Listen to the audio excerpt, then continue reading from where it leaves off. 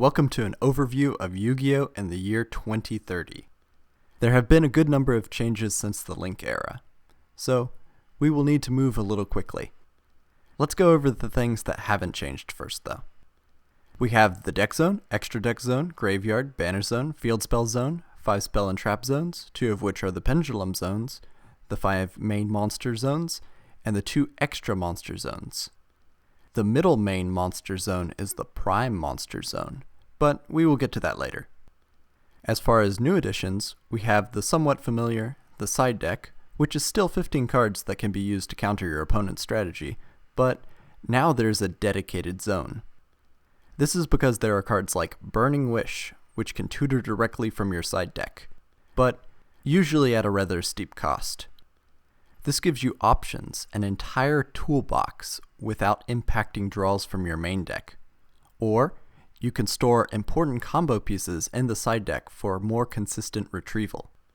Next is the Skill Card Zone, which is where you store your skill card, similar to Duel Links or Speed Duels. An important note is that if you're playing a field spell skill card, you can control 2 field spells at the same time. Mainly, we see AntiOTK cards like Threatening Roar, because if you go first, you can skip your opponent's turn, then attack them directly. Then we have the Auxiliary Monster Zone, where you keep the Omega monsters. All the other extra deck monsters still live in the extra deck though. For Omega monsters, we will get to triangle summoning later.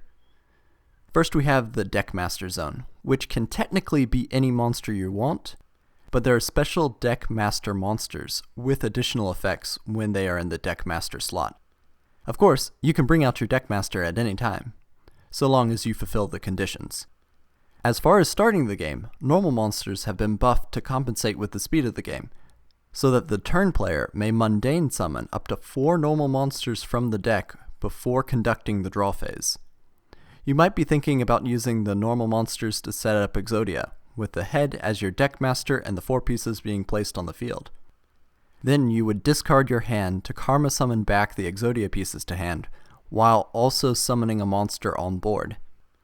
This has a fairly high win rate at 96% after mulligans, but it is susceptible to deck traps. For example, your opponent can activate Torrential Tribute from the deck when you deckmaster summon the head of Exodia. Besides, winning the game instantly is only a marginal victory. What you want instead is to bring out a tournament winner. We have seen instant win monsters like Hokarthi, match winners like Victory Dragon. Round winners cause too much confusion for competitive ranking, but winning tournaments is pretty easy to record. If you triangle summon one of the legendary Omega monsters and activate the effect, you win the tournament. But first you need to play a couple spell monsters, open up the top triangle zone with a double extra link, then play a monster with the right triangle indicator. After you triangle summon the Omega monster, call priority and win the tournament. I hear you screaming that that isn't balanced, but Co-Money has got you covered. The Omega monsters are exceedingly rare, less than 1 in a million packs. And that is just for any Omega. The specific tournament winners are even rarer. I have been using proxy cards because of the immense cost of the new cards, but Co-Money assures us that the rarity is necessary for balance, since there is likely only a playset or 2 of these Omega monsters. The odds of you running into them is incredibly low. So, they really aren't a problem. Plus, if you pull an Omega monster, you can sell it to buy a small mansion. It's like the lottery, but children can play. This is only the tip of the iceberg, though as far as complexity creep, I haven't even mentioned the new summoning types. Extra normal summon, extra special summon, outside the game summon, exclusion summon, Tex-Mex summon, sponsored by the Gex Tex-Mex restaurant chain, copyright, and of course the premium credit card summon. At the low price of $12.95, you can access an additional summon, but for $99, you can buy the bundle for an additional 10 summons. Then, there are additional zones like the Extra deck, the Super Banished Zone, which is, no really, you can't play this card this game. I mean it, you go into that zone and you can't come back, I promise.